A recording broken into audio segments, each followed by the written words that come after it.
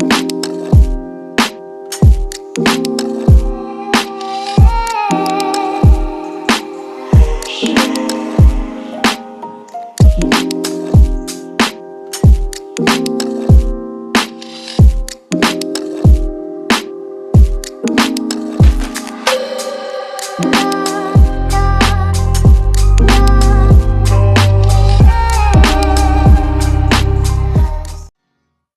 everybody, my name is Jon Baldwin. I am 27 years old. I'm from Philadelphia, PA, and I am a professional dancer and just an all-around creative.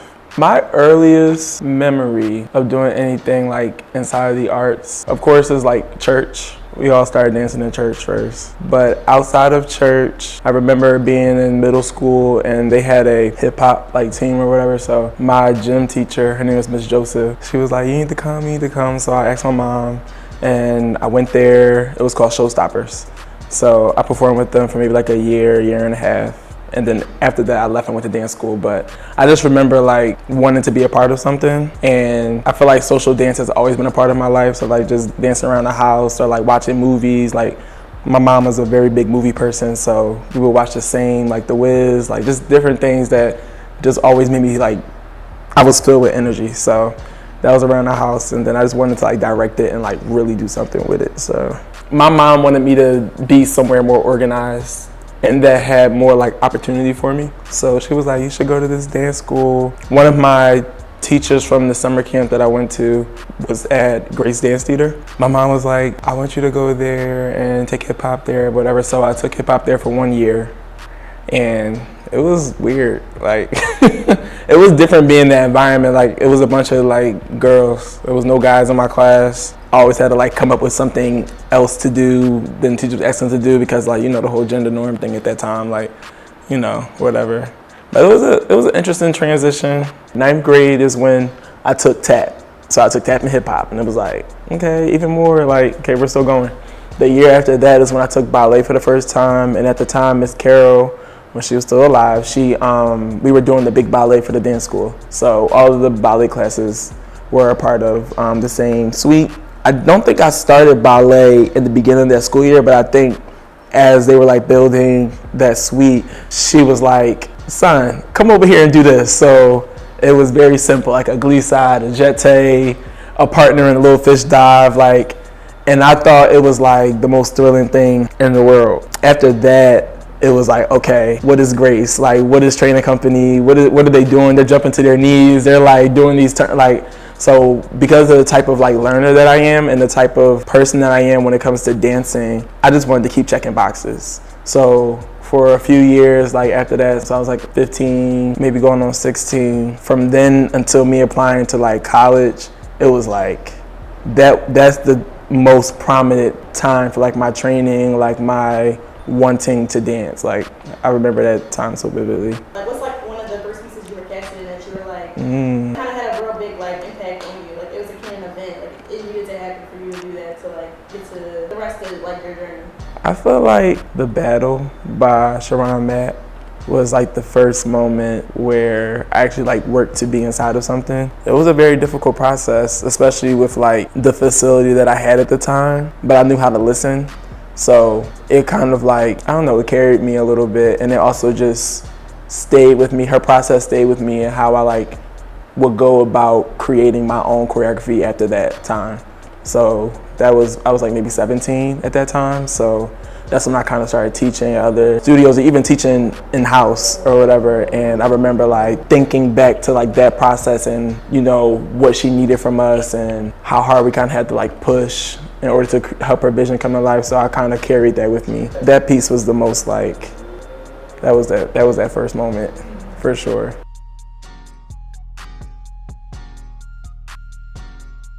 Yeah, I mean, actually, yes. I had people saying that I shouldn't go there. I had people saying that that school wasn't for the type of dancer that I was at the time. That was the only art school that I applied to. Like, I didn't apply anywhere else for dance at all. I think I had an audition, actually I'm lying. I had an audition at University of Maryland, Baltimore County, but I never went to that audition. Because you were so involved in dance, did it Right. feel like natural, like I'm just gonna apply to... Right. Okay, so I mean, No, it didn't feel natural. Every other school that I had 5 full scholarships to be a high school math teacher. I was going to go to school to like teach or whatever at the time. And I was like, no, like I want to keep dancing. I want to keep training. Some of my friends are going there from like Grace, and I don't know. I wish I can go back and ask myself at that time, like what really was that decision that you made? But I made it, and I'll leave that there. This one's a stomper because I like to use my life as an influence for my work. So it's hard to like pinpoint like a who or what. Some pivotal moments like in who I am right now. Definitely my junior year of college. It was this class junior seminar facilitated by Lauren Bass. Basically, we worked with like this text, 6 Memos of the New Millennium by Matteo Calvino. And we came once a week and we would like read a chapter, and we would have to do these like journal entries, and we have to write papers and things like in response to like what we were reading, and kind of using our own practices and things like that. So that was the first moment I feel like in that timeline that like someone was asking me what I thought, like directly.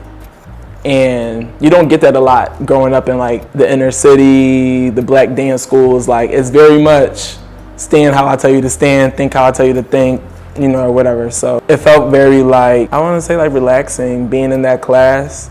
We had a blast, but yeah, I think that's one of my wins. And then also I'm inspired right now by Training Company. So Training Company of Grace, the studio that I have been at for the past 10, 12 years. The past 5 years I've been there, rehearsal director recently. The work ethic that this current group, this past group that I just had, really like woke up a part of me that reminded me of that chunk of time that I told you about when I was like 15 to 17. That part of me has kind of been, I'm not gonna say like dead to be dramatic, but I haven't had to work like that in a very long time. So, you know, watching them work like that and forcing me to work like that is just, you know, it's been a time for sure. The hardest thing that I deal with being a creative, being a choreographer, dancer, is not having to, but when you create things, okay, like it goes from your heart to your head, to paper, to your friends, to conversation, like like ideas and things transform so much, and then it like becomes itself. And then you put it out into the world, and then it's like, and then people respond to it, and you still may feel like, but you know, I think that whole having to repeat that so much is like exhausting. I'll say it's exhausting, but I think that's the hardest thing. And of course, like with different examples, there's going to be, you know, different things inside of that. But like that's definitely one of the hardest things, just having to keep like yourself online, like having to keep yourself in front of these rooms, and like things you say out your mouth, and like things that you create, like it like lives forever. Like once it's out, and then it's like, I don't know. Do you feel pressure to share your art? I don't think I feel pressure to, because it is something that I do like to do. I remember being at this point of my life where I was so hard on myself about sharing and about the things that I would make, that now I'm just allowing for whatever comes to just come out, and people can do what they want with the information. You know what I mean? Like I took the pressure off of it in that way, because that made it 10 times harder. So if I feel like sharing, you know, a little pirouette, I'm gonna share a little pirouette. If I feel like getting dressed, I'm gonna get dressed. If I feel like, you know, posting a picture of the sky and whatever, like y'all can do what y'all want with the information. So, yeah. Any highlight moments of your career so far? I have had the pleasure to work with Solange Knowles. I've had the pleasure to work with J. Cole. I've had the pleasure to work with Dixon. I've had the pleasure to work with Adam Blackstone. I've had the pleasure to work with Gerard and Kelly. They've been a very key component to like, you know, just stepping into this world of, you know, the commercial and like those in front of camera things. I've also had the pleasure to work with a lot of the different companies in Philadelphia. I hold them to the same value as I hold all the other experiences that I've had, because they're all teaching me, shaping me, and helping me regurgitate, you know, things. So those are my key players for right now. And if I forgot something important, I'm so sorry. I know some people can like imagine themselves like, oh, like I knew I was going to be here. Is that like something that you feel like you've experienced, or like you couldn't even have imagined this? Like, Nah. And I think that's why I'm so like smiley, because it's like you don't see it coming at all. You feel it. I felt it. I felt something, and I still feel something. I still don't feel like I'm at that. You know what I mean? So, but it was more of so a feeling than I knew this was going to happen. But I'm trying to work my mentality in a way that, you know, I know that these things are going to happen, because I've watched manifestation like really do the thing. So I'm really trying to be there mentally for sure. Junior year, I would definitely tell that version of myself to leave.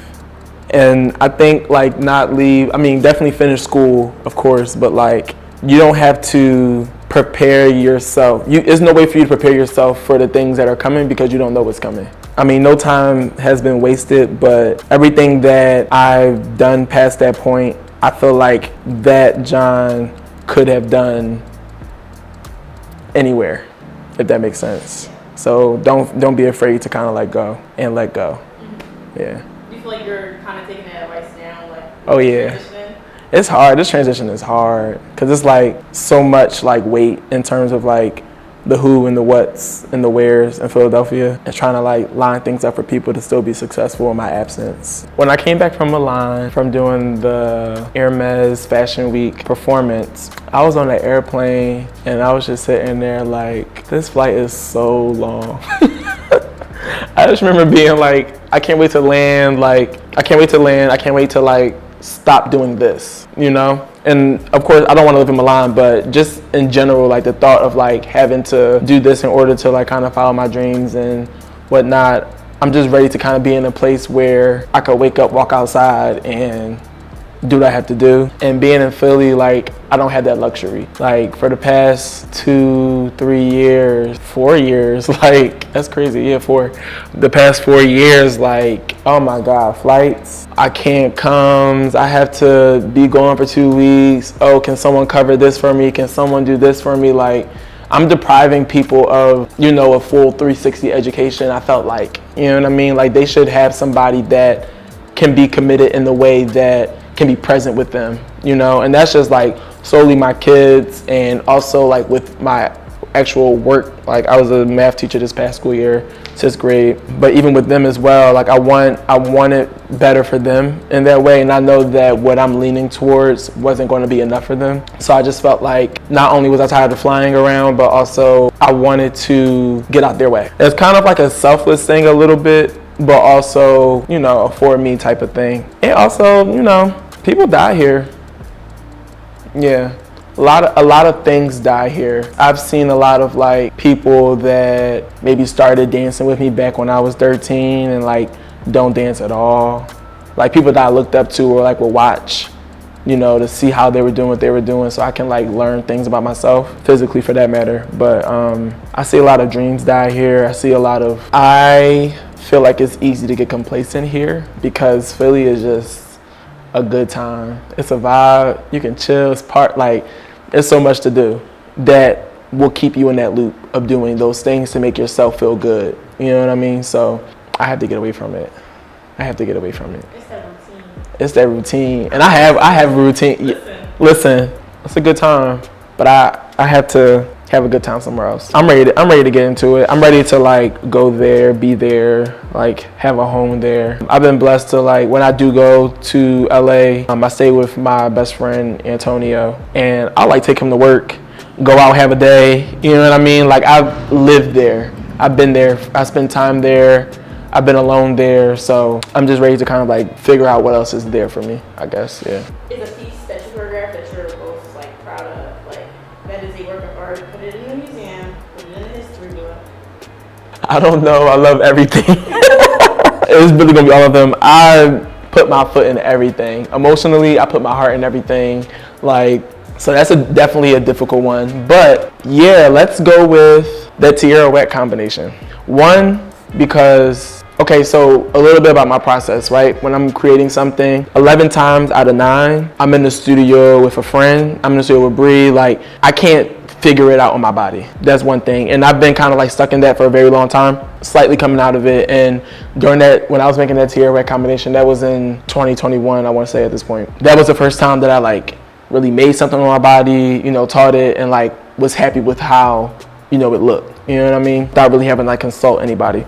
So that was like a turning point for me. And I feel like since then, like I'll still go to the studio and do the thing with my friends, but I'm also comfortable with like sitting there and figuring it out on my body. So that was a good one. There's so many though. I feel like I'm only going to say this piece because I've been watching it recently, but my senior thesis from college has made a return to my heart literally this past couple days. That piece is called Still 3/5, which is supposed to be kind of like a jab at when Black people weren't allowed to vote. We're only considered 3/5 of a person. So I just created this like dialogue between social media.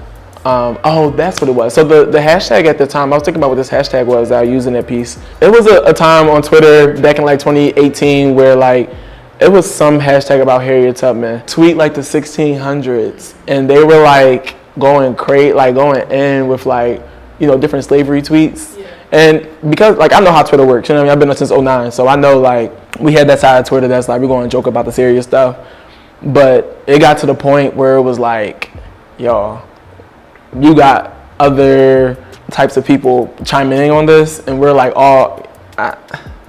yeah, we gonna say something about it. I'm not gonna say nothing to y'all, but I'm gonna say something about it. So that's what I was saying earlier about like using things in my life that I had to say to like go through my artwork or whatever. But it was like we use like Twitter, we use social media, we use social dance, we use politics, we use just like satire to talk about how we're still dead as a people. But yeah, we just use like satire and whatnot to describe how that's still very much alive today. So the songs that I used were Just the Two of Us, Grover Washington. I used Kendrick Lamar, XXX. And then I used Black People. That's the satire of the piece. And then I also used What a Wonderful World, just to kind of like, you know, do that dual meaning thing within my work. So yeah, that one definitely hits home.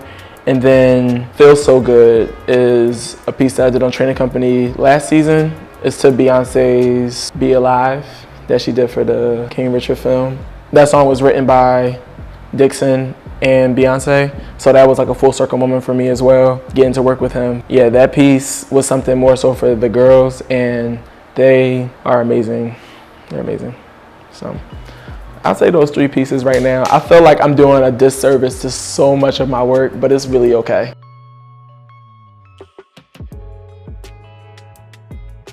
Yeah. I have some expectations. I expect to continue to make decisions that's going to leave me stable. Like that's one of the highest expectations that I've had for myself, mentally, physically, financially, emotionally. Like, okay, you've had enough practice at home, like implement, you know what I mean? So that's one of the things. The second thing that I expect from myself is to show up for myself. As creatives, we can get stuck in that, like, I need to lay down for a week. I need to not create for a week. I need to not go to class. I need to not because of however this recent thing made me feel. So I expect for myself to show up. I want to hold myself accountable to do that. And also I just expect to, you know, make people proud. A lot of people have sown a lot into my life, between my family, friends, like my community. You know what I mean? Like there's a lot of people that are looking towards me to continue the things that I either said I was going to do or spoke about or talked about or raved about. So I want to meet that relationship halfway while I'm out there. But other than that, I have no expectations, like in terms of people and what I'm going to do and how I'm going to do it, what's going to look like, what I'm going to look like. I don't care, because it's going to get there when it gets there, you know. I've been thinking a lot about how we say goodbye and why we say goodbye. Yeah. That's it. Thank you.